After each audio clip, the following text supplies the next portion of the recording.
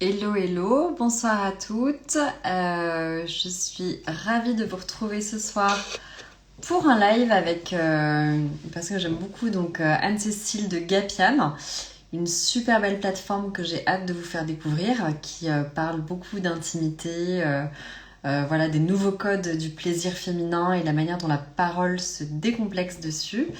Donc on va recevoir Anne-Cécile et l'idée c'est d'avoir un échange avec vous. Donc n'hésitez pas à intervenir.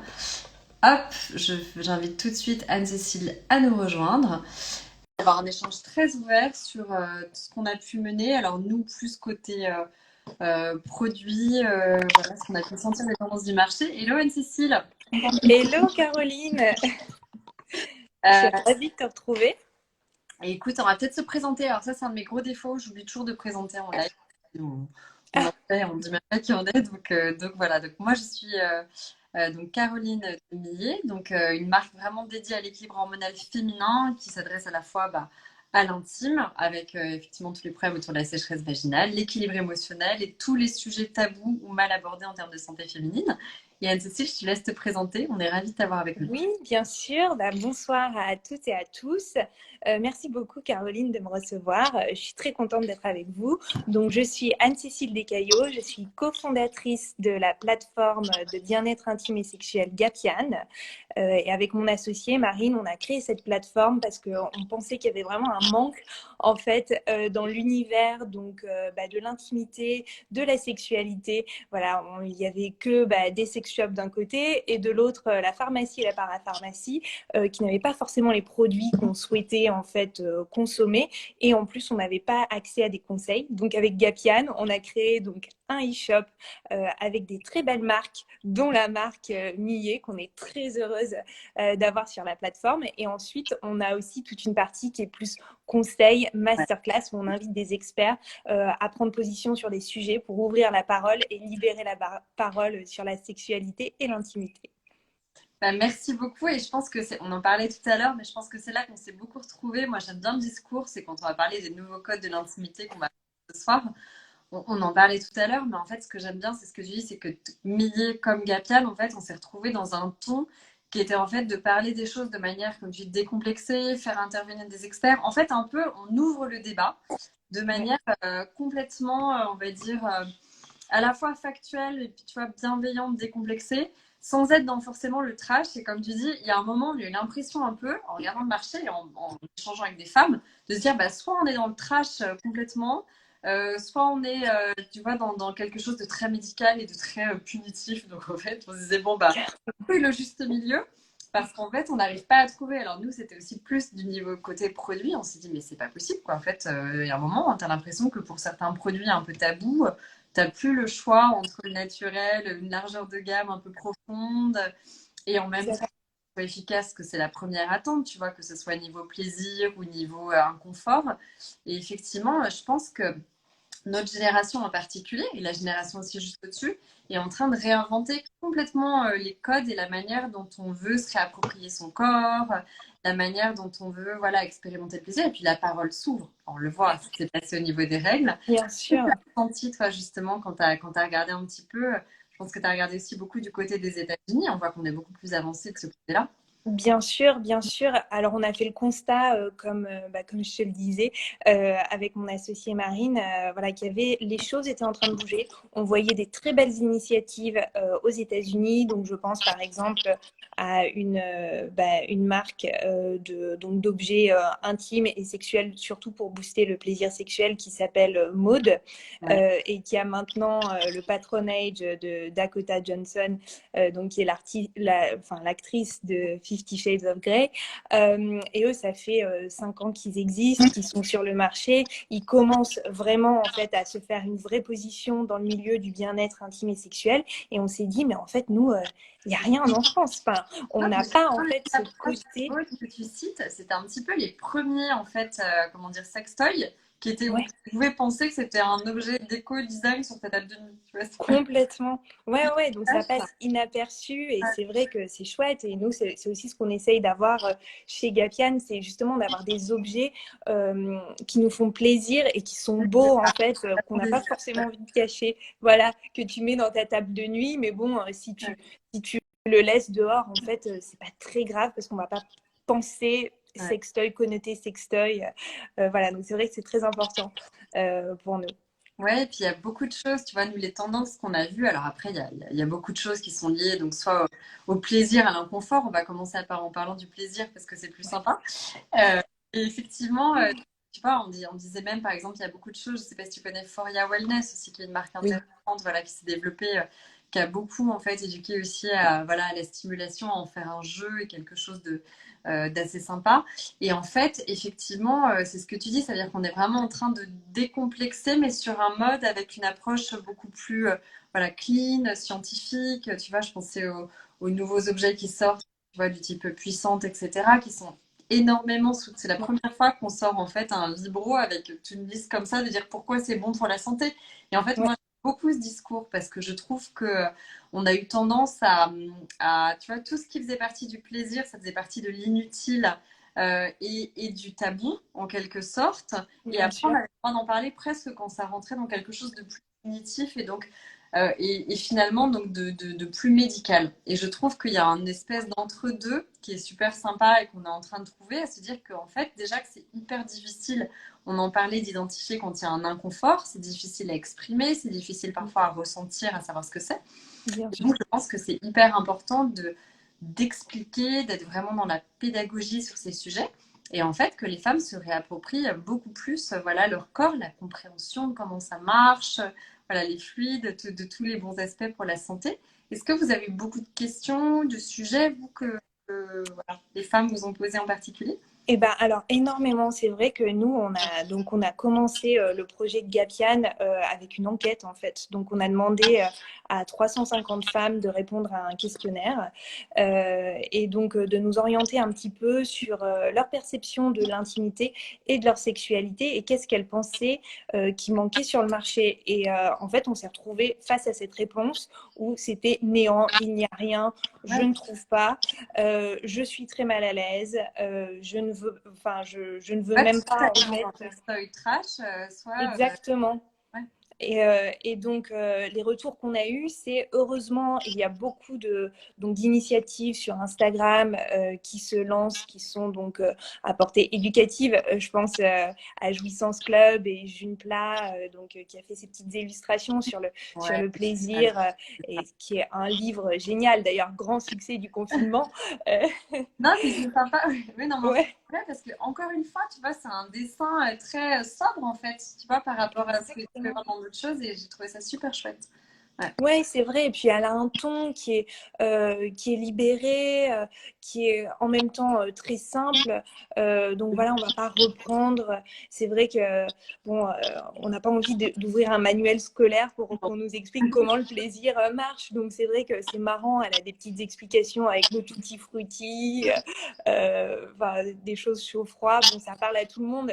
Donc c'est vrai que c'est assez libérateur. Et nous, on a même des parents en fait qui nous ont dit, bah moi en fait, je l'ai acheté à mon fils ou ma fille, voilà, parce que je pense que c'est important. Je leur ai juste mis entre les mains et ensuite eux, ils font ce qu'ils veulent.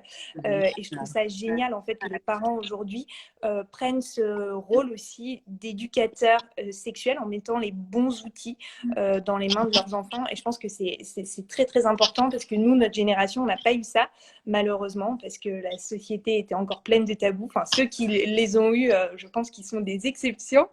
Et je Comme tu pense... dis, après, l'alternative, on le sait tous, par exemple, on parle du porno, on peut pas ne pas citer ça. En fait, soit tu tombes Ouais, dans le truc caché sous le manteau, le porno qui est quand même pas du tout représenté plutôt très trash, soit effectivement, tu as cet entre-deux qui n'existait pas, c'est-à-dire des illustrations, des trucs un peu sympas, décomplexés, où tu n'as pas besoin de le cacher. Et en fait, ça donne un langage beaucoup plus réaliste, en fait, décomplexé et libéré sur le sujet. Donc, je pense que ouais, c'est très important parce que, tu sais, moi, je donne toujours, alors forcément, on en est plus dans le factuel, le produit, mais en discutant avec beaucoup d'experts, il y a quelque chose qui nous a complètement sidérés, en fait, c'est que les trois quarts des problèmes, en fait, d'ordre d'intime, donc on peut parler de choses assez légères comme de la dyspareunie qui peut avoir plusieurs sources, donc voilà, sécheresse vaginale ou autre, jusqu'à des choses plus lourdes comme le vaginisme, tu vois, où en fait tu peux avoir aucune pénétration et parce que tu as des contractions involontaires en fait du vagin. Et tout ça, en fait, sont des choses qui sont pas vraiment bien identifiées. Ça veut dire qu'on parle, c'est des choses d'ordre neurologique, même des douleurs vulvaires, où en fait, il n'y a pas de choses, comment dire, mécaniques, tu vois, très bien identifiées. On est vraiment dans des phénomènes qui sont très, très liés à la psychologie. Et donc, moi, je suis persuadée que le fait d'ouvrir à une sexualité plus décomplexée, mais en même temps, voilà, on va dire éducative, bienveillante, tu vois, pas trash, plus réaliste, ça peut vraiment changer la donne, même au niveau de douleur ou d'inconfort, tu vois, ressenti.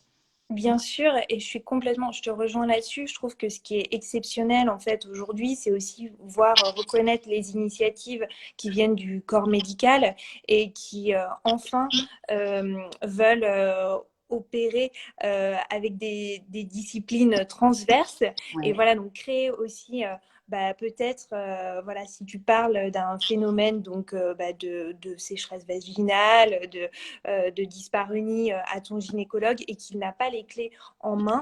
Maintenant, c'est vrai qu'il y a beaucoup de gynécologues aussi qui vont en parler à des collègues et te recommander aussi à un spécialiste qui travaille ensemble avec des psychologues, des sexologues pour en fait réussir à faire un petit conseil voilà, pour, entre professionnels pour pouvoir donner les clés à leurs patients. Et ça, je pense que c'est très, très important. Et il ne faut surtout pas hésiter à le demander aussi aux spécialistes parce que parfois, ils peuvent juste ne pas y penser. Et c'est vrai que demander des recommandations à son gynécologue ou à son sexologue, d'autres spécialistes qui peuvent venir intervenir et aider sur ces sujets-là, je pense que c'est aussi... Mais il faut le savoir parce que on est, très souvent, on est un peu laissé dans l'ombre.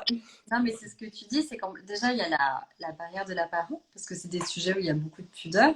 Et en plus, comme tu dis, en fait, c'est des sujets effectivement assez mal identifiés. Tu vois, nous, on s'en est rendu compte. Si tu parles d'inconfort vaginal et tout, souvent les femmes s'en rendent compte un peu tard quand la situation s'est déjà dégradée. C'est-à-dire qu'il y a des vraies douleurs pendant les rapports, les tissus sont asthmés, il y a plus de désagréments. Alors qu'en fait, en amont, ça peut être des choses très très diffuses parce que c'est vrai qu'on a voilà, un sexe interne, donc c'est beaucoup moins facile à identifier. Mais tu vois, on a identifié avec tous ces experts aussi que, par exemple, des douleurs pelviennes à répétition pendant le sport, tu vois, même pendant le yoga, le fait d'avoir une gêne un peu, tu sais, il y a beaucoup de femmes plus jeunes qui nous ont dit, voilà, on a une gêne un peu avant nos règles, ou tu vois, ce genre de choses. Mais on ne sait pas quoi y faire. Enfin, tu vois, on pense que c'est nos règles. Les règles, donc, comme tu disais, on est habitué à se dire, bon, bah, c'est la phase pas cool, donc il va nous arriver plein de trucs pas cool, et puis voilà. Et donc, Exactement. voilà. Et On donc, s'est habitué à souffrir, en fait, à être dans la douleur. Alors, c'est pas normal. Les douleurs exactement. ne sont pas normales. Aucune douleur n'est normale à aucun niveau. Et effectivement, voilà, et donc qui n'ont pas identifié certains symptômes de douleur vulvaire ou rien essayé parce que, comme tu disais tout à l'heure, voilà, on subit les choses. Et donc, je pense que c'est très important parce qu'en fait, plus on va en parler de différentes manières, et plus en fait, ça va sensibiliser aussi les jeunes femmes à ne pas laisser traîner des situations qui après peuvent être aussi assez handicapantes et enfin, retrouver un confort, une hygiène de vie. Avec un moindre inconfort, on ne peut pas être bien dans sa vie sexuelle et bien dans sa tête. On sait qu'il y a beaucoup de liens entre les deux. On reparlera peut-être, c'est intéressant parce que nous, on a eu quelques remarques autour du confinement. Enfin, je ne sais pas si vous aussi vous en avez vu. On se demandait comment le confinement avait pu Oui. impacter la sexualité et l'intimité, parce que c'est quand même une période où il y a beaucoup de gens qui sont complètement privés de rapports et puis ça renverse complètement voilà, tous nos rapports sociaux, on va dire. En tout cas autour de l'intimité. Donc voilà, je pense qu'il y a beaucoup de choses qui se passent en ce moment et que le fait qu'effectivement il y ait de plus en plus de marques qui prennent cette responsabilité, de plateformes comme la vôtre, voilà, qui parlent librement et en même temps de manière très factuelle de ce genre de choses, ça va aider beaucoup de jeunes filles et beaucoup de femmes plus âgées à être mieux dans leur vie sexuelle et dans leur vie tout court en fait. Complètement. Et c'est vrai que c'est important les points que tu prends là. Et c'est vrai que je pense que pendant le confinement, on s'est rendu compte en fait que notre bien-être était au centre de qui on était et que c'était très important en fait de comprendre psychologiquement et physiquement comment est-ce qu'on pouvait être bien dans son corps, bien dans sa tête. Et ça passe aussi, le bien-être, c'est aussi le bien-être intime, c'est le bien-être sexuel, ça fait partie voilà, du bien-être en général. Et je pense qu'il y a beaucoup de gens qui se sont aperçus, parce que très souvent, on était dans le monde d'avant un petit peu, voilà, c'est métro, boulot, dodo, bon, bah voilà, on a tous notre vie et on se pose pas forcément ces questions. Et le fait de ralentir totalement et même de plus avoir donc de contact avec les autres, en fait, je pense qu'on a tous fait un petit travail sur nous, voulu ou pas, mais comment est-ce on peut compenser et comment est-ce qu'on peut justement se faire plaisir quand même dans ces moments-là. Et c'est vrai qu'on a vu la vente de sextoys, par exemple, qui a explosé, qui a doublé, mais c'est pas anodin. Et c'est vrai que tu parlais, par exemple, des gens qui n'étaient pas ensemble pendant le confinement ou, voilà, ou qui ne pouvaient pas dater. C'est vrai qu'il faut que tu redoubles d'imagination, en fait, pour renouveler un peu tes fantasmes, ta vie sexuelle. Donc, c'est vrai que des sextoys peuvent aider, par exemple, mais aussi, il y a plein d'autres choses. On a vu aussi des plateformes éducatives qui apparaissaient, comment, en fait, envoyer comment sexter, voilà, mais de manière bienveillante. C'est passé à travers mon radar. Ouais, il y a eu des initiatives. Il y a une app aux États-Unis. Pardon? Pas se faire prendre comme certains politiques, c'était dans le manuel, ça. Ouais. De manière bienveillante. De manière bienveillante. Voilà, non, toujours. Mais c'est vrai que c'est bien parce que toutes ces initiatives, elles contribuent en fait à libérer la parole. Et je pense que on s'est retrouvés aussi peut-être entre amis et au moment où on se retrouvait, dire bah oui, moi en fait, j'ai acheté un objet que je ne pensais pas acheter. Ah oui, t'as vu. Maintenant, ce qui est marrant, c'est qu'on voit même des discours dans les échos, des articles sur le C'est des sujet. mots très sympa, tu vas de parler de tous les sujets. Merci Gapienne. Ouais, écoute, non mais je suis complètement d'accord avec toi. Et au fait de le faire de manière élégante, pour moi, j'insiste là-dessus parce que le fait qu'on commence à rentrer dans des matières, c'est-à-dire déjà on rentre dans le clean, on rentre dans un vocabulaire aussi plus santé, et puis ça permet aussi de libérer l'imaginaire parce qu'en fait, t'es plus le fait de sortir d'un tabou. Moi, j'insiste beaucoup là-dessus parce que je me rends compte de l'impact psychologique à tous les niveaux, on va le dire santé, bien-être, des tabous en fait qui persistent et qui fait qu'on n'identifie pas bien nos douleurs, etc. C'est exactement la même chose pour la partie plaisir. Il y a beaucoup de femmes dont on a vu à partir d'un certain âge qui ont dit ok, nous on ne s'autorise plus de plaisir ou quand tu vois dans des graphes, on a été complètement assommé par des études qui te disent voilà à partir de 45 ans c'est normal si tu passes de je sais pas un ou deux rapports par semaine à un rapport par mois ou autre parce qu'il y a des inconforts qui peuvent s'installer qui sont liés Bien sûr. hormonaux, mais qui ne sont pas du tout la normalité. Je pense que c'est important de répéter ce discours. On peut garder une vie sexuelle très tard, très longtemps, et l'intimité, ça fait vraiment partie du bien-être et du bien-être général. C'est pas forcément des choses mécaniques, une pénétration, etc., mais c'est extrêmement important de savoir comprendre son corps, se connecter, de tester des choses et surtout de ne pas se priver ou abandonner, en fait, de mettre de côté cette partie plaisir parce qu'elle est essentielle à la vie tout simplement et au bien-être. Donc je pense Bien sûr. qu'il y a beaucoup de choses à faire et moi j'ai quand même entendu beaucoup de gens pendant le confinement. C'est marrant parce que je sais pas si tu as eu ça, on a eu beaucoup de gens qui se disent bon bah moi je suis pas très sextoy etc. Mais par contre je sais pas, je me suis mis à me faire plus de petits bains, de massages, de choses et en fait on est dans cette même côté tu vois de reconnexion au plaisir et puis après ça viendra, c'est chacun à son rythme et chacun selon ses envies. Mais je pense que c'est très important de parler et on s'est rendu compte de à quel point voilà, la vie sociale était importante, l'échange, le toucher. Je sais pas si moi j'avais je prenais mes amis dans les bras, tu vois.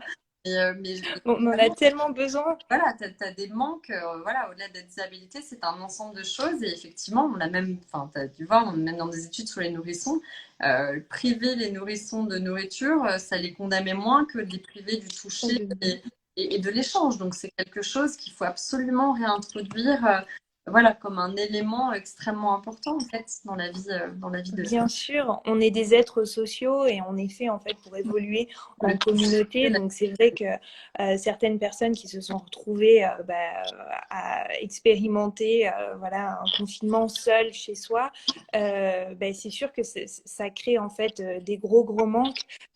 Donc comment est-ce qu'on peut aussi aider et s'accompagner soi-même dans ces moments-là? Comme tu dis, déjà je pense en se préservant un petit peu parce que voilà, parfois, on a le droit de ne pas aller bien, d'aller moins bien et de prendre en fait du plaisir dans des petites choses. Donc, ça peut être allumer une bougie, prendre un bain si on peut, se faire un automassage aussi, c'est hyper. Et puis, ça peut être très érotique, l'automassage.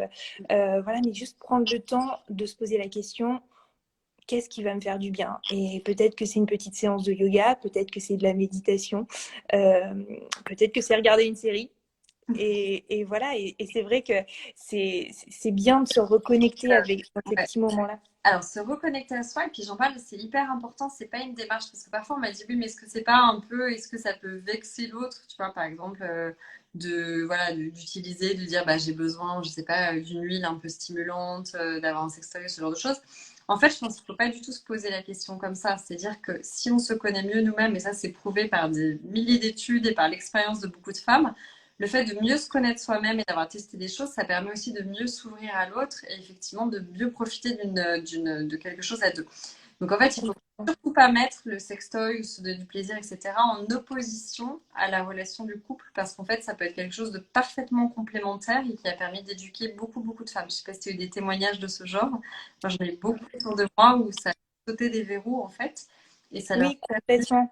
les autres. Oui, parce que mais tu as complètement raison. Et c'est vrai, le sextoy n'est pas là pour être en compétition avec un ou une partenaire, des partenaires. C'est différent. On peut l'utiliser à deux, ce qui est encore une utilisation différente. Mais c'est vrai que le sextoy, il va provoquer, je pense par exemple aux masseurs clitoridiens dont on a entendu beaucoup parler ces dernières années, qui en fait vont provoquer un orgasme physique. Et parfois, en fait, comme l'orgasme, c'est une combinaison de physique et de psychologique, ça va permettre de faire sauter plein de verrous en fait mentaux et de pouvoir accéder en fait à cette forme de plaisir aussi. Donc c'est vrai qu'il y a beaucoup de gens qui arrivent à se reconnecter avec leur corps comme ça et ensuite à mieux comprendre ce qui peut les bloquer et expliquer à leur partenaire parce que le sexe c'est de la communication, donc bien communiquer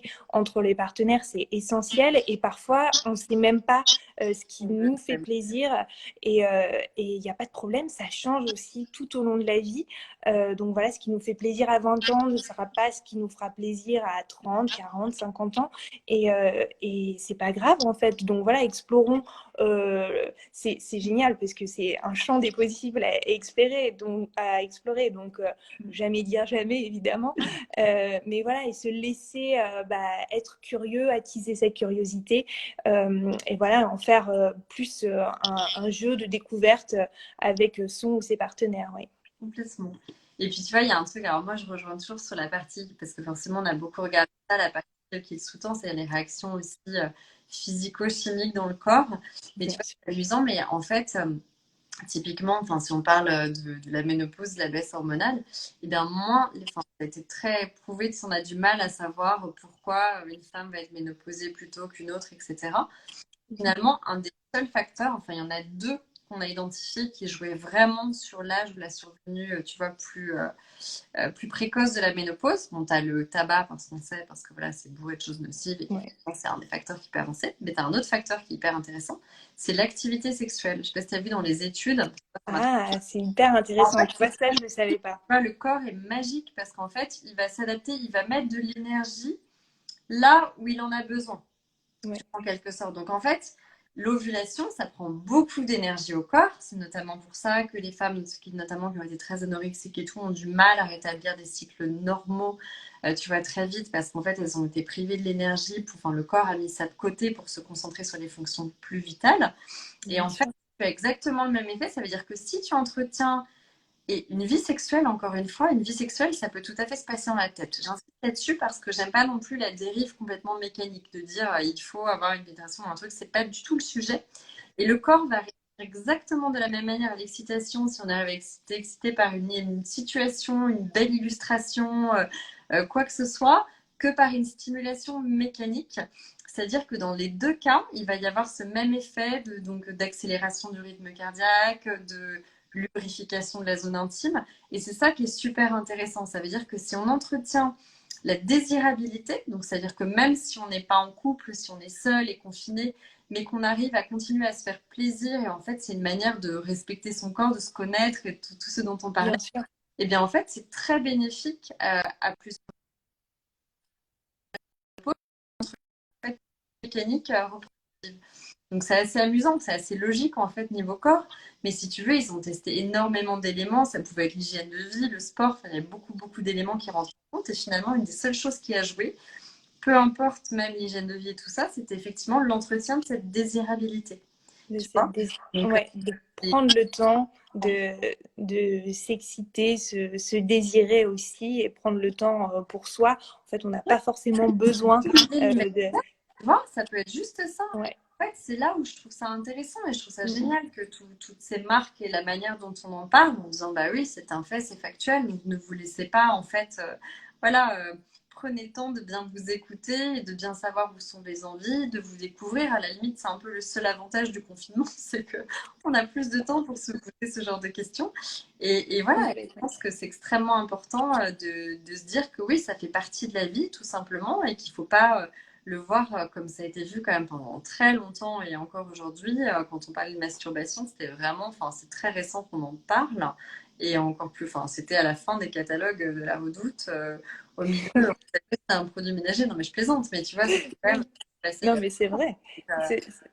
C'est très vrai. Et c'est vrai que j'ajouterais à ce que tu dis, et c'est vrai avec bah, vous, c'est aussi un petit peu ce que vous avez fait avec le gel intime qui n'a pas cette fonction première, mais c'est vrai que tout ce qui est sécheresse vaginale, et en fait, ce n'est pas du tout relié au niveau d'excitation. Donc, on a vraiment ce schéma de pensée que notre corps va forcément se lubrifier si on est excité. C'est pas vrai. Il y a plein de critères qui varient, voilà, de ton cycle hormonal. Donc, n'hésitez pas à utiliser du lubrifiant. Toujours, toujours, toujours, toujours, parce que ce n'est pas un indicateur du niveau d'excitation. Et en fait, on peut se faire mal aussi. Donc, c'est Le bien. corps a une mémoire, donc il ne faut jamais se faire mal.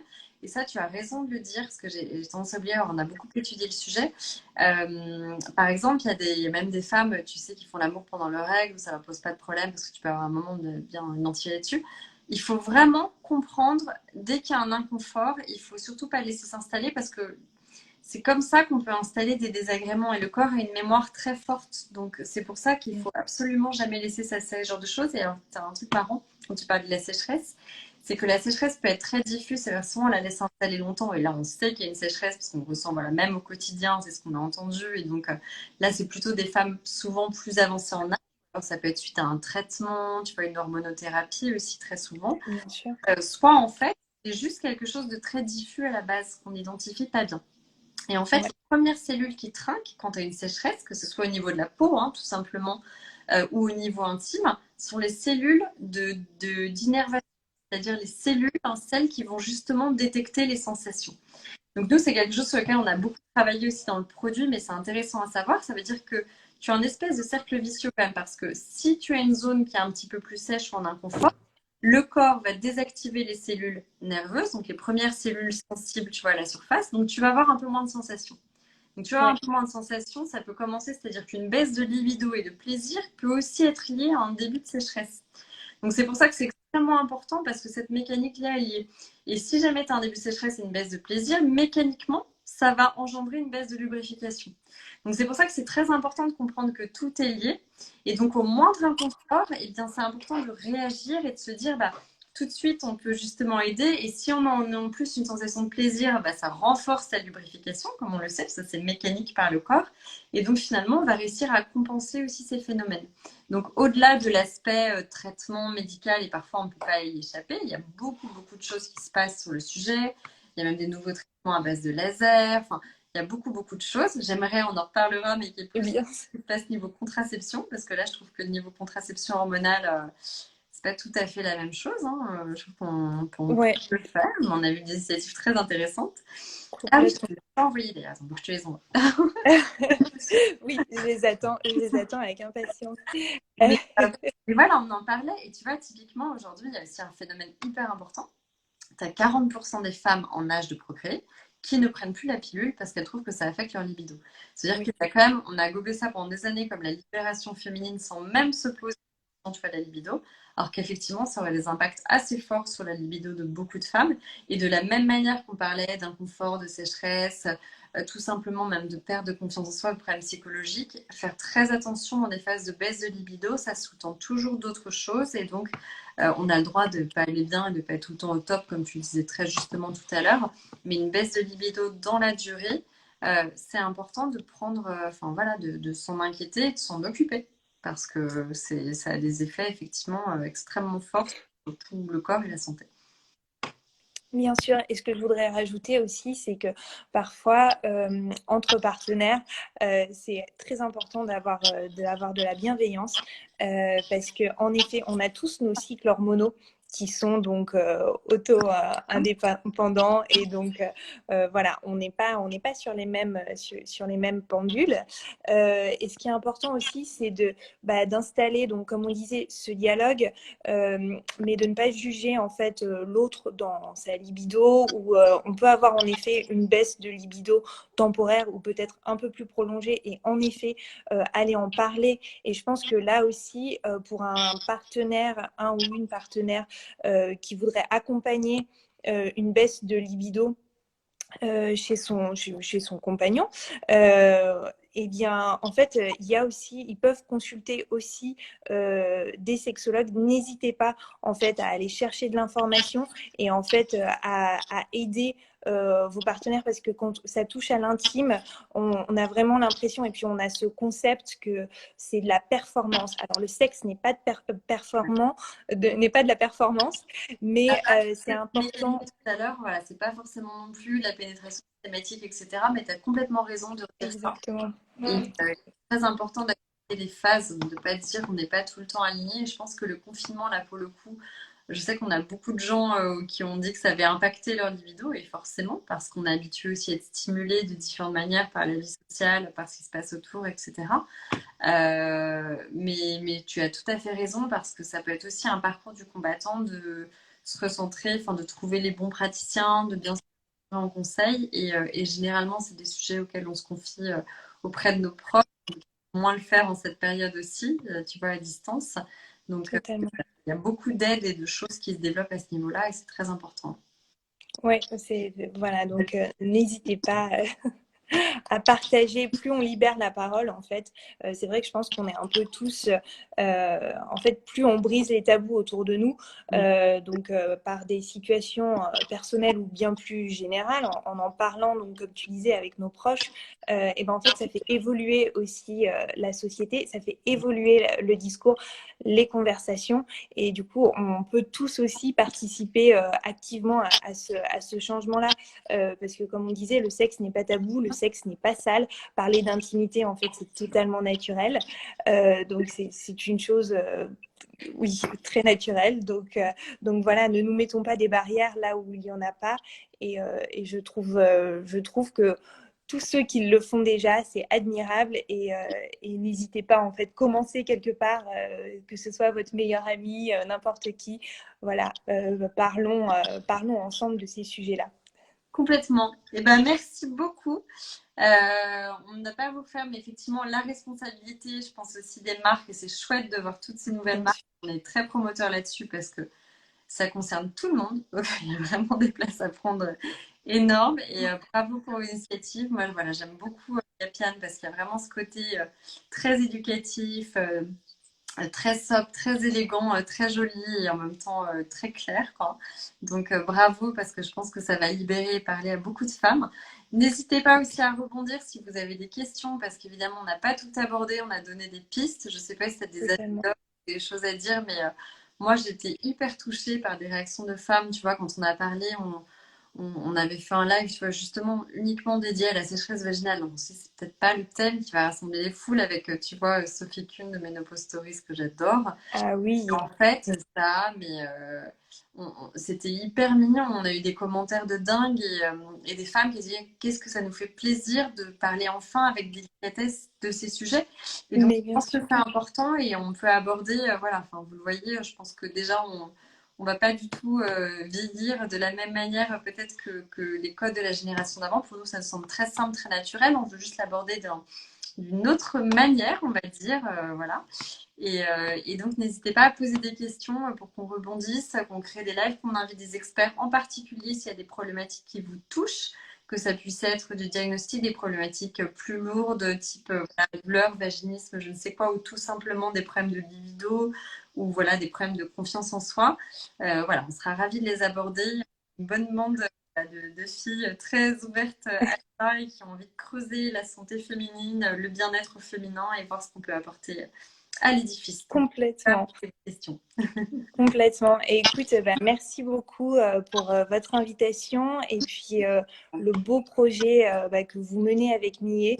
Nous, on a été vraiment séduites en fait par la composition du produit aussi et par les visuels, la façon dont vous parlez justement de ces sujets. On n'a pas l'habitude forcément en fait de parler bah, ouvertement de syndrome prémenstruel, de ménopause, de périménopause. Et c'est important aussi de rouvrir la parole sur ces sujets-là. Donc, c'est grâce à des marques comme vous qui C'est sympa. aussi se débarrassent de tous les produits, j'allais dire, pesticides.